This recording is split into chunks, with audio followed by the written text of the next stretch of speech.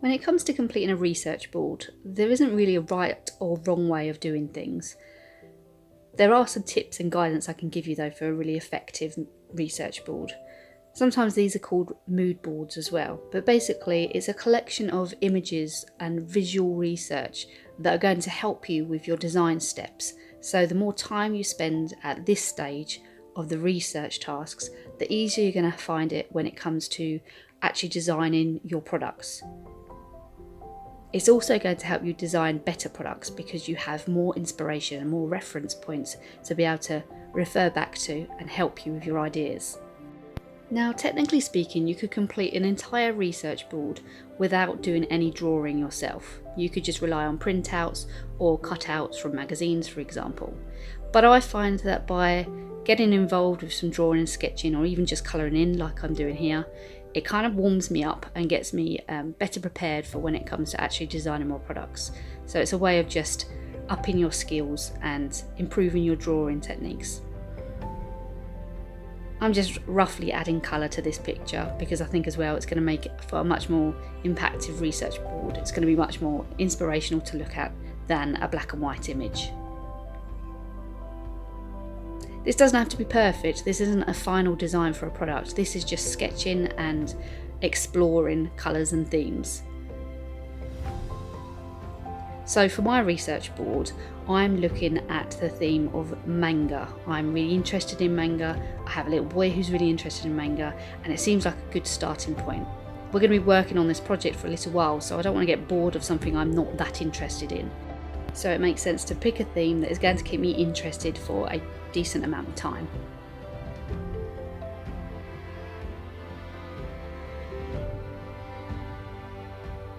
Now you could use a range of formats and a range of equipment when you're working on your research board. Again, this is just going to give you more practice in terms of helping you with your design work. So I'm mostly using Sharpie pens in my research board, but if you've got a wide range of art materials, you could mix it up a little bit. Maybe have some watercolour pencils in there, some paint as well, maybe even a bit of printing on there if it's relevant. And again, this is going to help to create lots of textures and make for a much more visually appealing research board.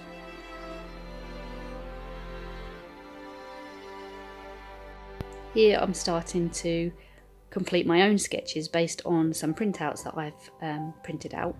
You might recognise this character. It doesn't have to be perfect, which is just as well because this is far from perfect, as you'll see. But again, it's just getting me warmed up and getting used to working in the design aspects. And also by completing these drawings, I'm getting a better feel for the style of the work that I'm focusing on. So I'm starting to recognise that there are certain features that are coming through in terms of reoccurring features. So large eyes, for example, cute features, bright and colourful. So this is another way of studying the pictures really, rather than just looking at them. By drawing them, it's forcing you to look at them in much more detail.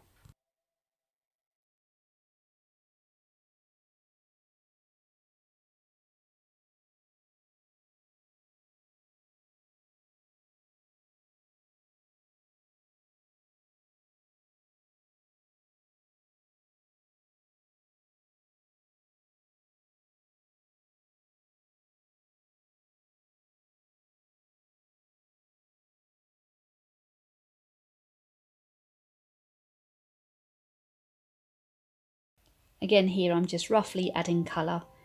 It's not perfect, it's just sketchy to add colour to the page. I don't have to block colour the whole thing, that's obviously going to take a long time if I did that. It's just to improve the general presentation of the research page.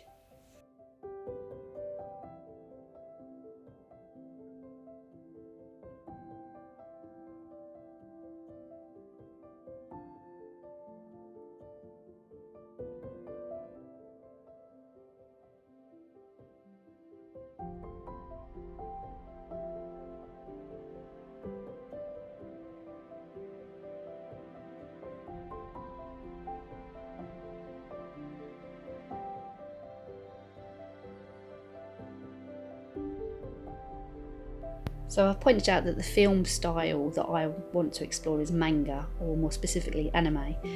So it's important that I look at other research sources and not just focus on Pokemon.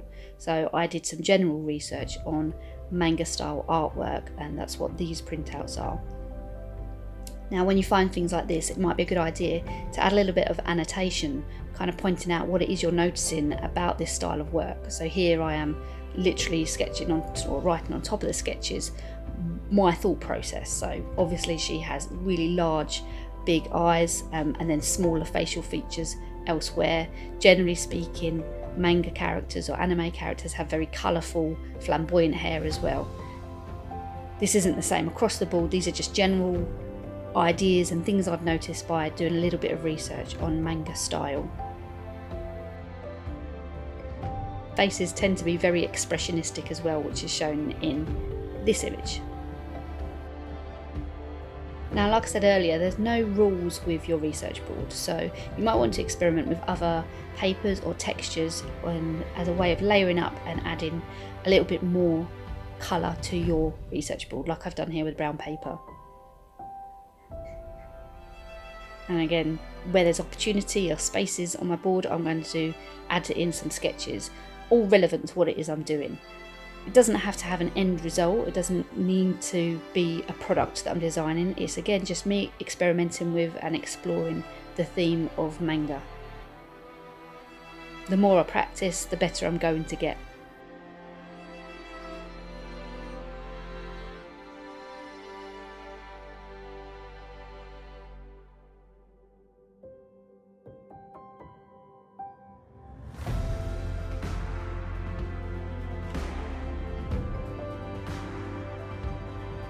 And so when you're fixing everything down, when you've done your sketches and all the work you want to add onto your research board, think about the layout, make sure that there are no obvious gaps, and if there are, fill them with either a cutout, or here I'm using actual stickers.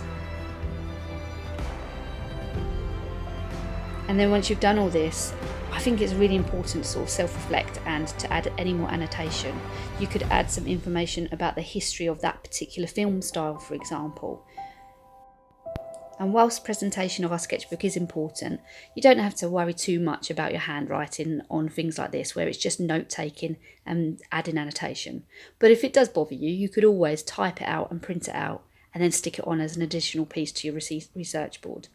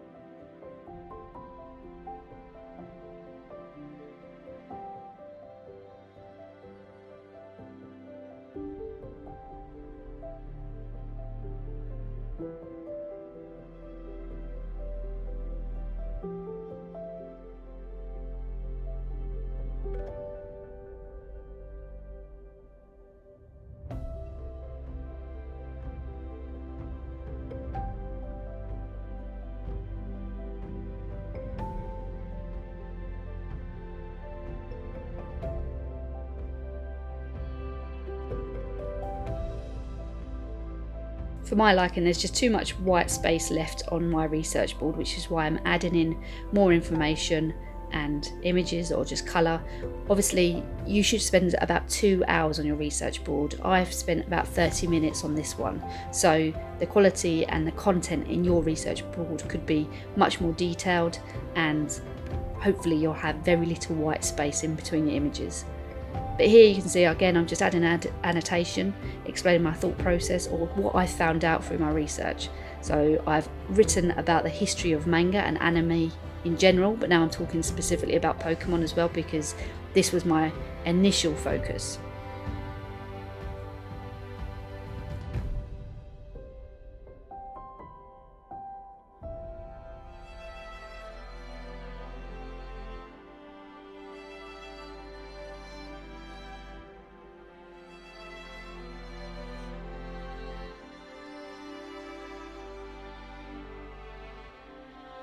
And there we have it, one research board finished, but I'm sure you can do even better.